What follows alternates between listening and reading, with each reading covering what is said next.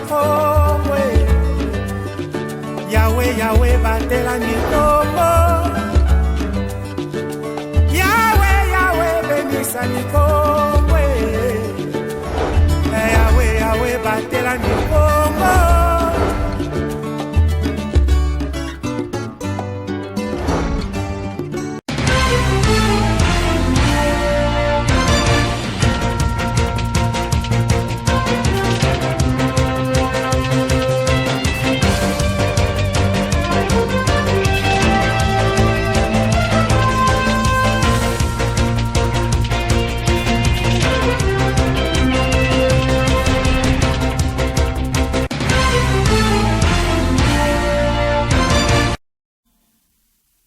Mesdames, Messieurs, bienvenue dans ce journal et merci d'être nombreux à suivre l'actualité de ces jours. À la une, le ministre provincial de l'Intérieur et Sécurité, Papi Mambo Luamba, a tenu une réunion ce vendredi 23 septembre 2022 dans son cabinet de travail avec toutes les parties concernées dans les revendications des agents du programme national de l'hygiène aux frontières PNHF au poste de Mwanda. Glodino Luka nous signe ce reportage.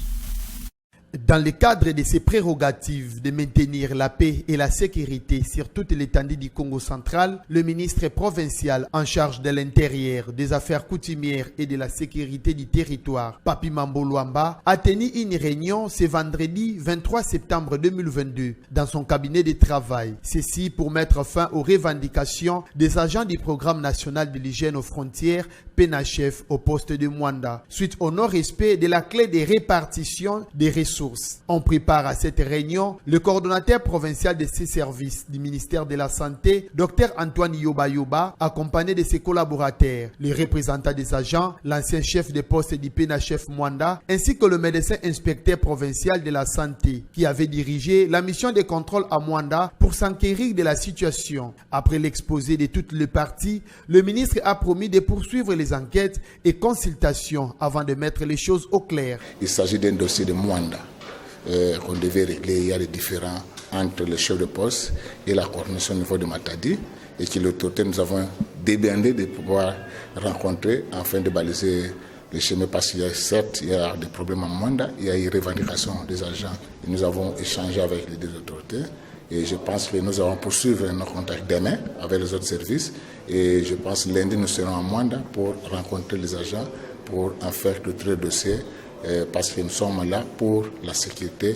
et mettre tout le monde à l'aise. De son côté, le médecin inspecteur provincial de la santé s'est dit satisfait de la sagesse du patron de la sécurité en province dans le traitement de ces dossiers. Nous avons été invités par son Excellence, Monsieur le ministre en charge de l'Intérieur, pour une situation sécuritaire qui prévaut dans le programme national d'hygiène aux frontières au poste frontalier de Mwanda. Il était question d'éclairer l'autorité sur certains points concernant le conflit avant qu'il ne puisse prendre une décision à proposer à l'autorité. Nous avons été devant son Excellence qui nous avons apprécié la sagesse. Autre actualité provinciale, contrairement aux rumeurs qui circulent sur les réseaux sociaux, il n'y a pas de militaires rwandais dans les secteurs Ngombe, Matadi et Ntimanti, ainsi que d'autres localités de Mbanzangungu. Ce dossier s'est tiré au clair grâce à une mission diligentée par le gouverneur de province. Un commentaire de Roger Missamou. L'heure n'est plus à la démagogie, pas non plus à la désinformation, mais plutôt à la vérité des faits. Cette séance de travail qui réunit autour du conseil en charge de la communication du gouverneur de province, Dani Bavoudi, des journalistes, des membres du cabinet du gouverneur, ainsi que des officiers militaires des forces armées de la RDC, est un briefing pour entrer dans les bains d'une mission cruciale de sécurité afin de puiser à la source et apporter la bonne information à la population au sujet d'une prétendue infiltration des militaires rwandais dans les territoires du Mbanzangungu. Après ces derniers réglages, les cortèges s'est ébranlé en Gombe Matadi où le conseil du gouverneur et le membre de sa délégation sont reçus par le lieutenant-colonel, le diplômé d'état-major, commandant 14012 bataillon infanterie, qui précise la mission de son bataillon basé à Gombe Matadi. Vu que l'insécurité est alité, ngai moko nakende kotika bino ti bisika nyonso matambe na bino kolinga konyata na kati ya secteur ya Ngombe Matadi na kokomisa bino pona ko faire voir na population pe ko monde c'est pas na yo conseiller son excellence monsieur le gouverneur que il y a rien azana ba kimia na ye abangelo ko mokote. Au sujet de rumeurs qui circulent sur une prétendue infiltration de militaires rwandais sur les sols congolais, par ces secteurs, les commandants de ces bataillons restent sceptiques. Bisa population ya Congo central, baza na kimia, ngai nde commandant bataillon, le lieutenant-colonel diplômé d'état-major, Panzu Dibanzila Théodore, naza ko confirmer na peuple oyo nyonso baza na kati ya contrée ya Congo central. Babangelo komoko te Rwandais moko azala kati ya mboko yote pe Rwandais pe akoki kokota la kati ya mboko yote soki Rwandais akoti na kati ya mboko po akende kobimela wapi akozala kati ya insécurité akobimela wapi atoza na frontière na Rwanda te soki Rwandais akoti apo akende kobimela wapi baza na kimia babangelo komoko te eza ba message moko baza koyoka eza ba message moko subversive il y a rien babanga te ngai nazali wana pona ko protéger bango na biloko na bango. Faisons un tour à l'est du pays où le chef du gouvernement congolais Jean-Michel Samalou Kondé a séjourné dans la ville de Goma en province du Nord Kivu le jeudi 22 septembre 2022 pour évaluer l'état des sièges et assister les déplacés des guerres. Daniel Michombero depuis Goma.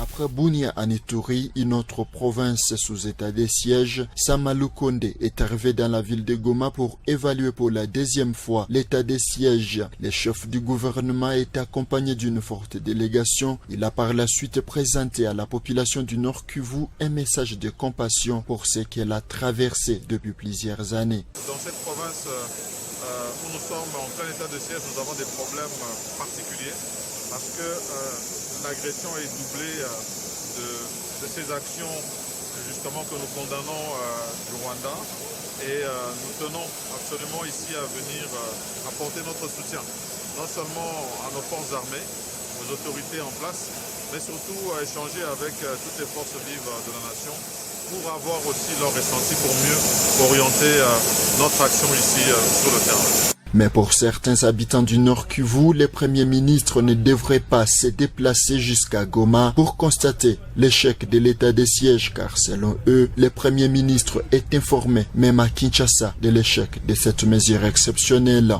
Emmanuel Gachamba, acteur politique du Nord Kivu, pense que l'urgence est de reprendre Bunagana, une cité transfrontalière entre la RDC et l'Ouganda, sous occupation de rebelles du M23 depuis plus de 100 jours. Du point de vue sécuritaire, celui qui se trouve à Bunagana, où au moment où nous parlons, c'est assiégé par le M23 bientôt 100 jours. Celui qui se trouve au niveau de Beni, là où depuis 2014, les ADF opèrent par les mêmes méthodes, même si là la coalition de FARDC et l'armée ougandaise, on devrait demander la levée de l'état de siège, parce qu'au vrai sens du mot, l'état de siège a échoué. Malheureusement, je le répète, nous ne sommes pas dans la pensée de celui qui avait initié cet état de siège. Rémi Seguiobe, un autre notable de la province du Nord Kivu, partage cet avis et pense qu'il est très urgent de reprendre Bunagana.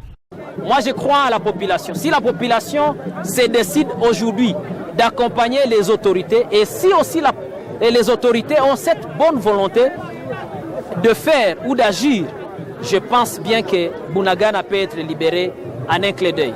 En province du Nord Kivu, le Premier ministre va échanger avec différentes couches sociales pour évaluer et ainsi tirer des conséquences. Goma, Daniel Michombero, ma bannière télévision. Entre-temps, dans l'actualité nationale, le ministre d'État en charge du plan, Christian Mwandontimba, a réuni toutes les parties prenantes du comité de pilotage du programme de développement local des 145 territoires, volet confié au programme des Nations Unies pour le développement PNID. Images et commentaires. À la recherche d'un document final pour son approbation pour le gouvernement, les programmes des Nations Unies pour le développement PNUD, le ministère du Plan et les comités de pilotage du programme de développement local des 145 territoires se sont réunis ce jeudi 22 septembre 2022 dans la ville-province de Kinshasa. Cette première réunion du comité de pilotage, volet confié au PNUD, a pour objectif approuver des documents pouvant leur servir et dans la construction des écoles, des hôpitaux et des bâtiments administratifs. Après les bureaux central de coordination BCECO, les choses s'accélèrent au programme des Nations Unies. Le ministre du Plan, Christian Mwando, a circonscrit les mobiles de cet atelier. Le comité de ce jour permettra, 1. de partager la version du PDL approuvée par le gouvernement de la RDC et particulièrement son cadre de résultats dans le volet géré par le PNUD. 2. D'analyser les conditions préalables pour la mise en œuvre réussie du programme. 3. De définir et d'adopter les orientations stratégiques et politiques sur la mise en œuvre du programme PDL, version gérée par le PNUD. De son côté, le PNUD s'est réjoui du déroulement de cet atelier d'approbation. Pour Madame Rokia Dieng, représentante pays adjointe du PNUD en République démocratique du Congo, et cette rencontre des différentes parties est hyper importante. Il était important pour le PNUD de rencontrer les partenaires qui sont impliqués dans la mise en œuvre pour valider notre plan de travail et voir ensemble les feuilles de route futures pour nous permettre d'atteindre les résultats assez rapidement. Son engagement au premier plan a été manifesté à travers sa présence ici aujourd'hui, pour montrer que le suivi, qu'il accorde une importance particulière au suivi de ce programme. Notons que le PNUD va exécuter ses projets de développement local de 145 territoires dans 9 provinces. Au niveau international, après son assemblée générale tenue le lundi 19 septembre 2022, l'Organisation des Nations Unies a tenu son 9135e Conseil de sécurité consacré à l'impunité des crimes depuis l'invasion russe en Ukraine, une situation qui a favorisé la crise au niveau de plusieurs pays du monde. TV5 commande. La 9135e séance du Conseil de sécurité est ouverte. Nouvelle réunion du Conseil de sécurité consacrée à l'Ukraine, la 20e au moins cette année. Nouvelle passe d'armes, nouveau dialogue de sourds. Le thème, l'impunité des crimes depuis l'invasion russe, il y a 7 mois. Les rapports sont un catalogue de cruauté, d'exécutions sommaires, de violences sexuelles, de tortures et d'autres traitements inhumains et dégradants contre des civils et des prisonniers de guerre. Dès le début du conflit, la Cour pénale internationale a ouvert une enquête sur les crimes de guerre et crimes contre l'humanité présumés. Des fosses communes ont été mises au jour à Boutcha, Tcherniv ou encore Izium la semaine dernière. Des crimes insoutenables ont été perpétrés. La libération d'Izium s'accompagne elle aussi de la découverte de nouvelles atrocités commises par les tortionnaires.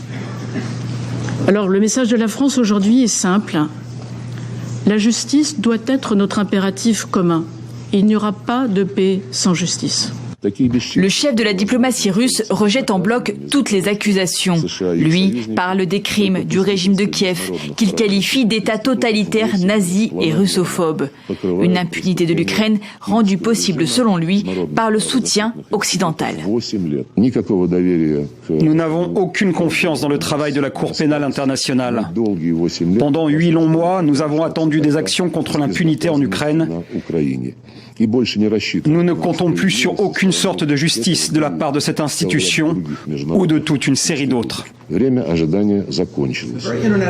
États-Unis estiment qu'1 600 000 Ukrainiens ont été interrogés, détenus et déportés de force vers la Russie. L'ordre international que nous avons construit ici est en train d'être mis en miettes sous nos yeux. On ne peut pas laisser le président Poutine s'en tirer comme ça. Le secrétaire d'État accuse le président russe de jeter de l'huile sur le feu. Mercredi, Vladimir Poutine a appelé à une mobilisation partielle des réservistes, brandissant de nouveau la menace nucléaire pour défendre la Russie.